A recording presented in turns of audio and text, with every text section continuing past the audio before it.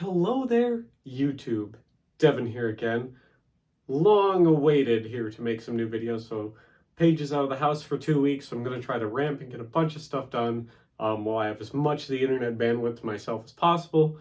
If you hear any weird noise in the video, it's one of my cats desperately trying to get into this room for whatever reason. So you'll just have to bear with me on that because I can't stop them. Doors closed, but they'll try to get in here anyways just because I'm in here and I'm the only one home. But today we're going to be talking about a helmet that I've had for close to a year that I'm trying to get into and have a video on for a while, and that is the Mark I Brody helmet. Now, a lot of you know that as somebody who does a lot of Commonwealth stuff, particularly Canadian, Mark I Brody helmet has been on the to get list for quite a long time. There is originals out there, but after the 100th anniversary of World War I and stuff like that, they've come to be very few and far between and quite expensive. But there is a guy out there that does make arguably the best repro in the market. You're going to spend pretty close to $200 to get one. Now, contrary to popular belief, this one with the rim isn't actually the first helmet that was mass issued to British troops or Commonwealth troops in World War I. There was a version of this helmet that had a slightly different style liner, not be it much, kind of some aesthetic changes for the most part, and it would have had no rim on it. That was called the 1915 Brody helmet, still designed by the same guy. It's a stamped piece of metal that produced this kind of flat pie dish-like shape. They would very quickly, after realizing that the raw edges on the 1915 versions of the helmets would end up, cutting troops, they would become sharp, and they would get dents and dings and bends in them in the field, and that would injure troops and stuff like that, obviously. So they would go and put this rim on them in 1916, and this helmet would stay pretty much the same through the whole war. It would go on to be adopted by quite a few countries, including Portugal, obviously the UK, and all of the Commonwealth countries at the time, the Dominions as they were known, and the Americans would adopt this as the model of 1917 helmet with one minor change, which we'll get into when we look at the inside of the helmet here. But what we have here is the Mark I Brody helmet, the 1916 variation. There would be two, like I said, the 1915 and the 1916 variation. The main differences between the 1915 and the 1916 variation of the Mark I Brody helmet are, once again, the 1915 would be shiny. It would be a smooth texture paint, which obviously when it would get wet would reflect light quite a lot, and it would have a raw edge. And in 1916 they would adopt this textured paint and put a rim on the helmet. So this is how it would look being worn. Pretty much just your standard helmet. I've explained to why the Brody helmet was actually a really, really good helmet for both World War I and World War II.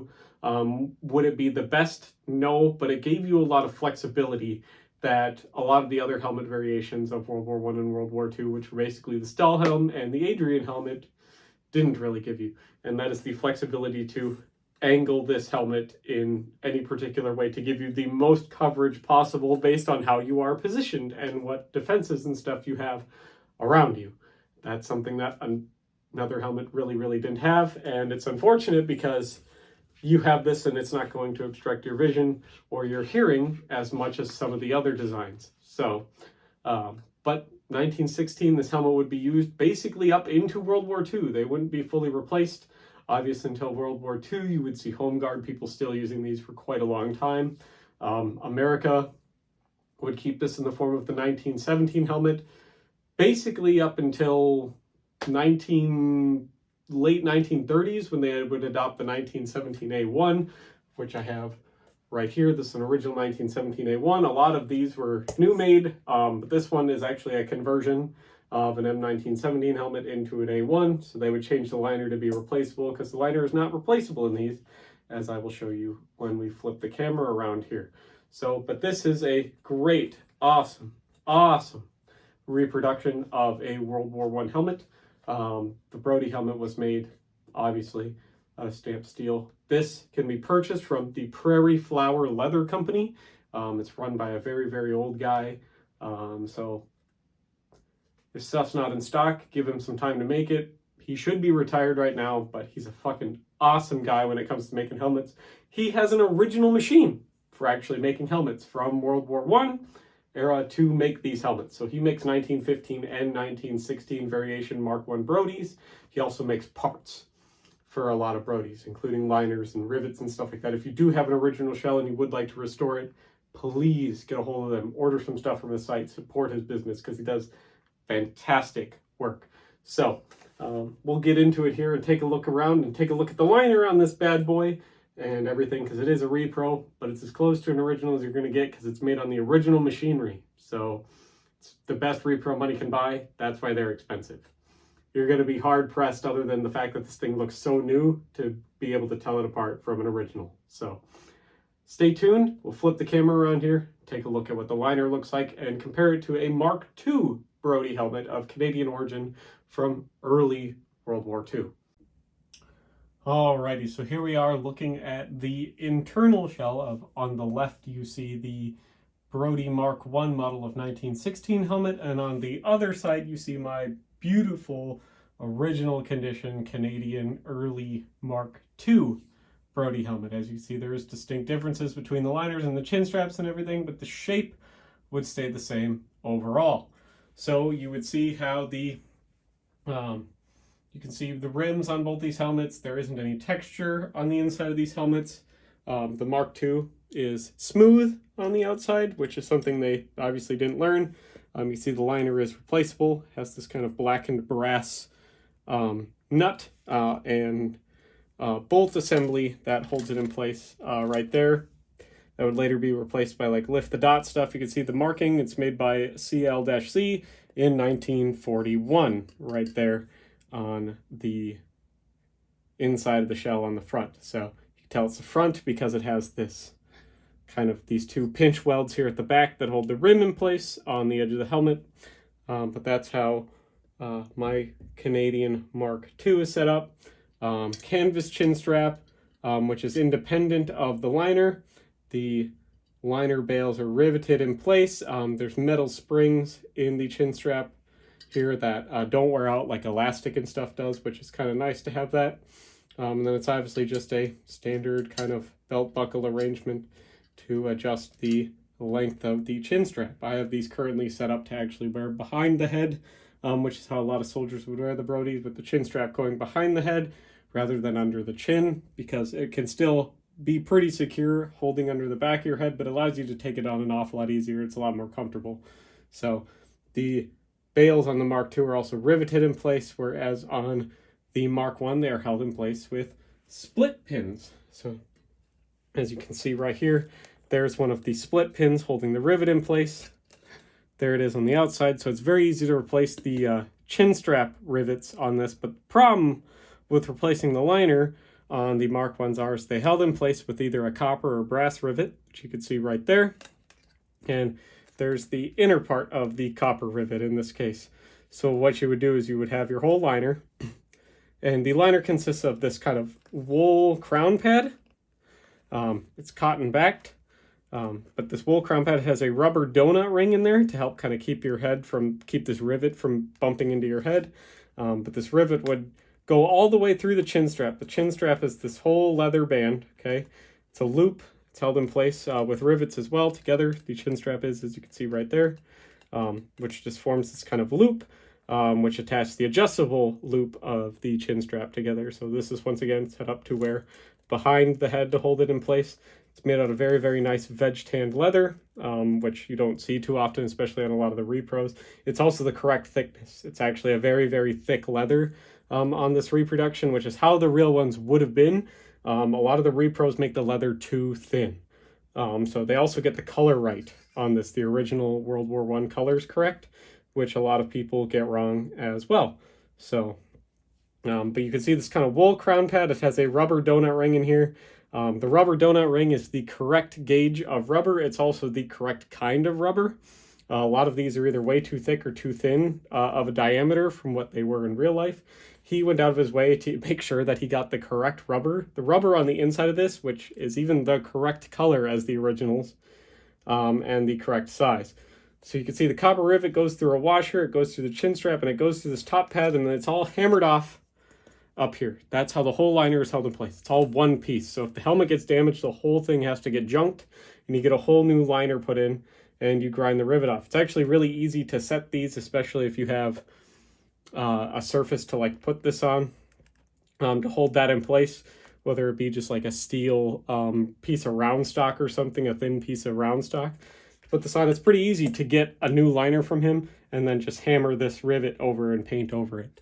To get a brand new liner, which these are really, really nice. He did it correct, the correct kind of oilcloth type cotton twill, which a lot of people get wrong as well. He's got the right fabric backing material on this. He's got the right kind of sweatband stuff. He's got the correct, as you can see, the rubber tubes in here that hold it in place, that are all sandwiched in these little bits. You can get these. He's got the correct diameter rubber tubes, once again, to act as spacers. Like the French had those little aluminum spacers on the Adrians. The British had these kind of rubber tubes that they would have to keep in place to keep your head padded from the shell. Correct diameter, correct rubber color, everything like that. He spared no expense making these. That's why they cost so much. The correct cast kind of brass buckles, or bronze buckles and stuff like that. Everything is perfect on these reproductions. So this is as close as you can get to an original. The helmet circumference and everything is adjusted via this little drawstring here at the back and this net, which you use to adjust the height and everything of your helmet. So it's pretty neat. It's really, really cool in that regard. These would be used, like I said, pretty much well into World War II. They would obviously start getting replaced in the interwar years by the Mark II Brodie helmet, and obviously vastly in the early 40s when the Mark II would reach super high-speed production. Due to the fact that World War II had started, there would be a giant shortage of helmets and war materials just like everything else. So this is seeing a Mark I liner compared to a Mark II liner right here on screen. So hopefully everything kind of showed up. I can't really see what I was doing, but hopefully everything really, really shows up nice. And like I said, if you can, go to Prairie Flower Leather Company, order one of these helmets if you're looking for the best reproduction out there, especially if you don't want to destroy your original, or if you want to restore your original. That's the best option you're going to have. He does everything absolutely perfect. So we're going to flip the camera around here now. I'm going to throw this helmet on. I'm going to show you what it looks like from a bunch of different angles and everything like that, and then we will wrap up the video. Alrighty, so here we are back in front of the camera again. I'm just going to show you what this helmet looks like being worn and how it would be worn in a lot of pictures compared to how it says to be worn in the manual, but I think it's a lot more comfortable to wear it like this, and it's actually how it was worn in quite a lot of historic pictures, even through World War I and World War II, how the Brodie helmet would have been worn. So like I said, I adjust the chin strap way in because I want it to kind of comfortably go behind my ears and kind of hook underneath the skull plate, because what I said is it keeps it so I can look over, see my helmet's not falling off. It's pretty secure on there, you know, and it's not impeding my ability to breathe. It's not going to allow somebody to grab my helmet and, you know, lift my head up to cut my throat in the night if I'm doing sentry duty, stuff like that, which is one of the big problems. You see the Americans wearing their M1 helmet, chin straps up on their bills and stuff. This is just how the British would have done it. You could also have your chin strap up on your bill if you want. Kind of stresses your chin strap a lot. This is a better way to do it, I think, and it's actually a pretty historically accurate way to do it, is to have the chin strap run behind your head and kind of run underneath the base of your skull, right along the top of your neck. So this is how the Mark I helmet would look being worn in its standard kind of configuration, how the manuals and propaganda posters would have it. But once again, you have the freedom to cock this helmet any way you want, depending on how, probably not like that, how your positioning is. If you shoot, right-handed, you can cock your helmet to the left a little bit to give you the ability to keep your helmet parallel to the ground, to give you the most surface area from artillery fragments and dirt and stuff being thrown up and falling on you. If you're leaning over to shoot through your rifle sights, you can see my helmet is flat to the ground, even though I'm leaning slightly to get a sight down my rifle. Do it same thing if you're left-handed, all right? Or if you're a machine gunner and your sights are kind of high and you need to, lay back, you could tip your helmet up and you could get right behind your gun, but you can tilt your helmet back to give you the most coverage. That's something the Brody helmet has, and it's not going to impede your ability because it doesn't have an aggressive skirt that comes down. It's not going to impede your ability to hear. It's not going to impede your ability to see, and it's going to provide you the maximum overhead protection, which is what this is designed for, because you're going to be in a shell crater when this helmet was designed. You're going to be in a shell crater. You're going to be in a trench. The chances of your whole body being exposed through most of the war is slimmer.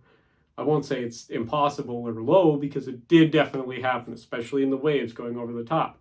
But the vast majority of your time, where artillery was the deadliest thing of World War I, aside from disease, that would kill you. And this is going to provide you the most coverage overhead compared to any of the other helmets of World War I, which is the M16 Stahlhelm and variations later of, and the Adrian helmet. This is going to offer you the most overhead protection. This helmet, it's got rubber to stop everything from both side blows and overhead blows. You really don't have to worry about too much because of those rubber tubes. It's not going to affect your hearing, especially at night when you're listening for people coming towards your lines, and it's not going to affect your sight from either side as well. So it's a very, very good design for what it was for. It was probably a little outdated come World War II, which is why it would ultimately be replaced by the Mark III and the Mark IV turtle helmets. So, but for World War I, this was very, very good, versatile helmet design. It was very cheap to make, pretty comfortable, and it worked quite well. So it's a nice helmet. So this is what it would look like from the front, standard being worn. This is it from the left side profile being worn. This is it from the back profile being worn. And obviously, like with all my videos from the back profile, I'm going to look up. As you can see, the helmet stays on my head. I'm looking up as high as I can, and I have a bit of a hunch, so because my posture is so bad. But if I look up, the helmet stays on my head. It stays very stable. It doesn't touch my back, so it's not going to rock forward in front of my rifle sights if I go prone, which is an awesome feature. That's something you don't have with the Stahl helmet. It's even problems with the Adrian. I would be able to wear winter gear, and I still have quite a lot of room back here to accommodate equipment and stuff without my helmet being pushed up by my equipment or my body obstructing my vision if I'm going prone. And this is my helmet from the right side view.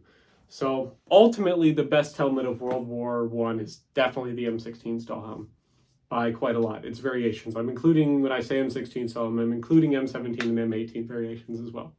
That is the best helmet of World War I. It would go on to be one of the best helmets of World War II. And obviously the shape stayed with because it would influence the Pasget. It was one of the best as far as coverage, overhead, horizontal, and everything like that would go. This is a very, very versatile helmet for what it was. And if versatility is your go-to on the battlefield, this is going to be a very, very hard helmet to beat. So, and it's just stylish looking. And how can you get past a name like the Battle Bowler? So hopefully you enjoyed this video. You subscribe if you like this sort of thing. Haven't had any new Patreon members in quite a long time. I will leave a link to that in the description. It does get you into the Discord. It would be nice to get some fresh faces and names in the Discord. As little as $1 a month gets you in there on Patreon. So pretty easy. $12 a year. You could be in the Patreon for a whole year and in the Discord for a whole year. There's a lot of cool people in there, a lot of neat stuff to do. And the people like that also get to play with me on stream. If you guys want to ever play some games on stream, the Discord members and everything get first come, first serve. So thank you all for watching. Hopefully you enjoyed this type of video. Hopefully you consider throwing $1 a month my way. It's a lot cheaper than a lot of other YouTubers and stuff like that. And hopefully you like this new room and everything like that. I'm going to try to shoot a few videos today. Hopefully everything goes smooth with uploading them on Dropbox, which takes forever because the files are too large to go through a cable. So thank you all for watching. Hopefully I can see all of you here in the next video. Bye-bye now.